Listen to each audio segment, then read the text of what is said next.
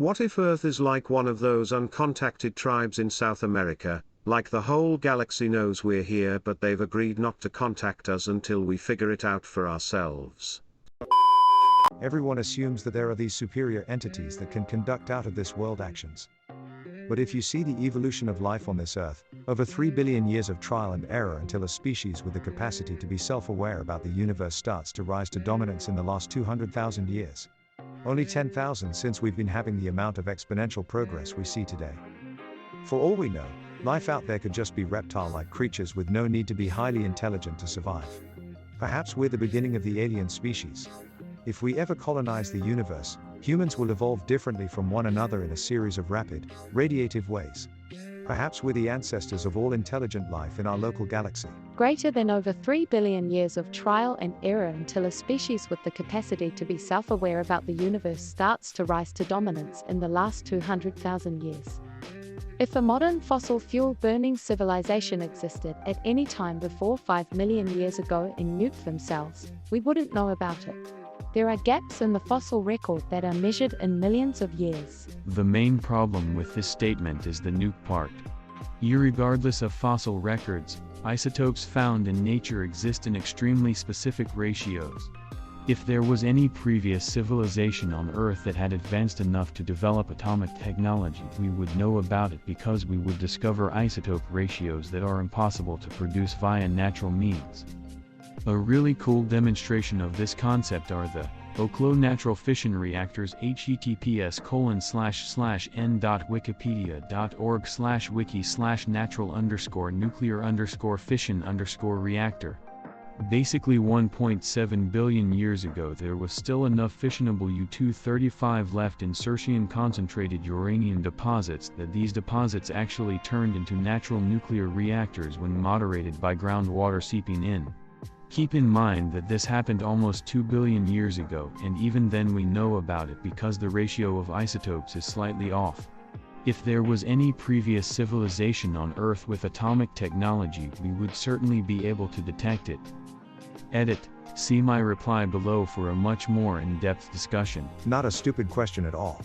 This is a fascinating topic that is well worth delving into. Technically I'm a scientist, but my background in physics is purely on a hobbyist level, so please bear with me if this isn't clear. To answer this first we have to go into what exactly an isotope ratio is. All the heaviest elements in the universe are created by either supernovae or neutron star collision. During these titanic events new elements are created from lighter elements that are bombarded with protons and neutrons. The heaviest of these new heavy elements are unstable and will eventually spontaneously break apart into lighter elements in a process we call radioactive decay. Isotopes are versions of an element that have varying numbers of neutrons. These differing amounts of neutrons affect the decay rate of an unstable element, and each isotope has an exact decay rate, or half-life, that is constant. In nature these isotopes exist in extremely specific ratios called their natural abundance that is based on their ratio in the primordial cloud that formed the solar system. Now because these isotopes have different decay rates, this natural abundance ratio changes over time, but at any specific time any natural deposit of such a substance will have the exact same ratio.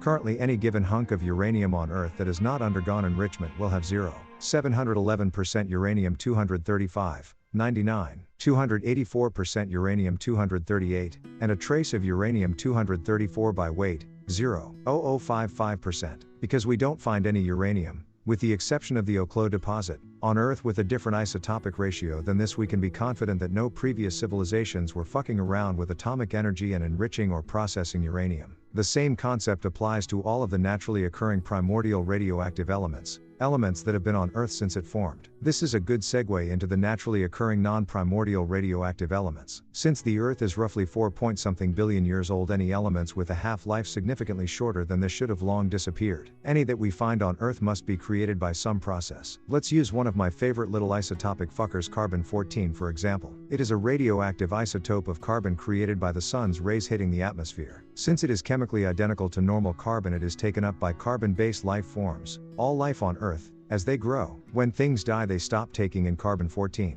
We can then dig up their bones, measure how much carbon-14 is left, and determine when the thing died based on the half-life of carbon-14. That's how carbon dating works. That was a bit of a tangent because carbon dating is awesome, but my basic point is that we can explain the origin of any of these non-primordial radioactive substances we find on Earth. Even for non-primordial radioactive elements that come from things like atomic bombs or power plant accidents, we can tell when they were created based on their half-life and isotopic abundance. Because we don't find any isotopic ratios we can't explain, we must accept the null hypothesis and conclude that there were no previous civilizations on Earth that used atomic technology. Or in layman's terms, the dude above is completely and totally 100% wrong because science. That's the premise of Hitchhiker's Guide to the Galaxy, except for the waiting for us to figure it out part. Mostly harmless. I can't believe I had to scroll this far down to find a Hitchhiker's Guide reference. I didn't, it was right up top for Lil or Amy. What if aliens showed up here millions of years ago, saw a planet inhabited by enormous lizard monsters and said, fuck that, don't come back to this place? They'd have been like, oh, this isn't done, leave it on high for a while longer. Then they come back now and be like, damn it, it's full of mold. Lol, who stopped paying the electric? I stopped, sorry. Fucking Greg.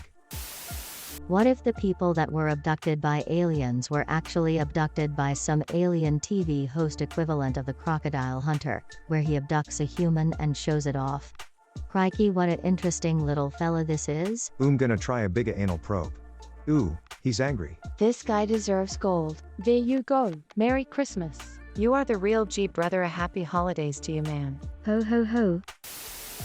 So, the Prime Directive? We just need to create warp drive. Paging Zephram Cochrane. He should be alive by now.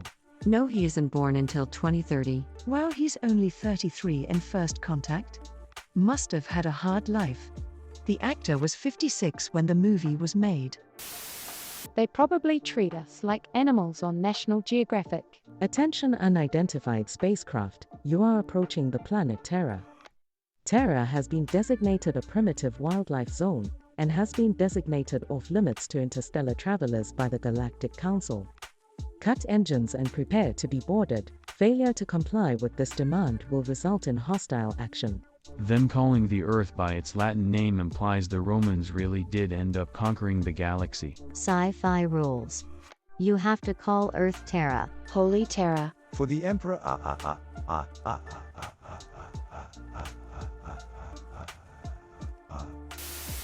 That's actually one of many theories about SETI and alien life. That they're so far ahead of us on the Kardashev scale that for them to try to communicate with us would be like us trying to communicate with ants. Or amoebas. I like the evolutionary trajectory theory version of this. The comparison doesn't even need to be as jarring as humans and ants, it can be as simple as humans and apes. That 2% difference is what makes the difference between our two species. Now imagine another 2% in the same trajectory away from us, humans. So advanced that they might be playing Half-Life 3 already. No one could possibly be that advanced. This is beyond science. Kardashev scale, small brain. Half-life scale, galaxy brain. That's already a theory. Edit, because I'm getting messages and comments about this, I wasn't trying to belittle the guy or say this in a manner that implies I didn't want him to post this here. I just thought that maybe he didn't know this concept already existed, as I've done this with other ideas and would like to know. I think the more common version of this theory assumes they don't contact us because making contact makes themselves visible, and other planets are smart enough to assume there are always bigger fish in the sea. Or they follow the Prime Directive. I think he means the dark forest theory answer for the Fermi paradox from the three-body problem books. That's what I was going to say, the Black Forest fermented body theory book thingy. Out of all the comments in here, this actually made me laugh out loud. And crop circles are just teenager aliens doing graffiti. I really love the idea of irresponsible teenager aliens. Maybe, we are the irresponsible teenage aliens, and when we die, you'll look down and see some weird bomb-like device between your knees. Then look up, surrounded by your alien homies. They're all smiling at you and one asks, how was the trip, bro? Did you conquer civilizations and shit? Then you tell them, no, I just worked a 9 to 5, got married and had kids. Then they all laugh and think you're a loser. You beat cancer and then you went back to work at the carpet store. Boo. I instantly thought of Roy 2. I didn't know Roy 2 was out yet. I mean, we could always just be cosmic ants.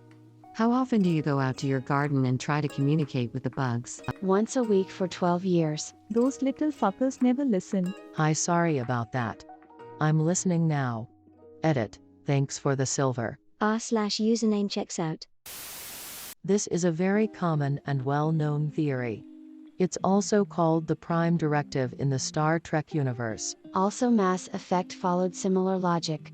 The Council would not implement other planets until they become a higher function, not still fighting each other etc. Once they have the means to find their interstellar transportation methods, then they can join the Citadel.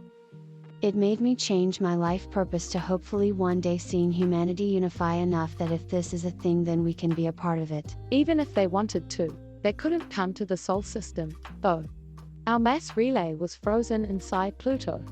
In fact, I don't think the Council even knew about humans until we booted up our relay.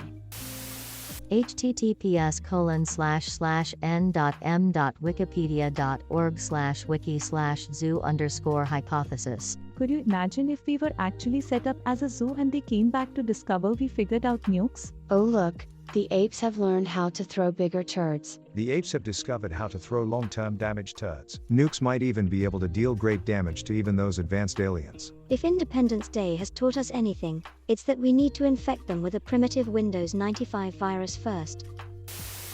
Those aliens probably watch us on TV while laughing at us. How can someone or something be that stupid? Do they also suck on each other's jaggans? Oh yeah, stick your finger in my thresher.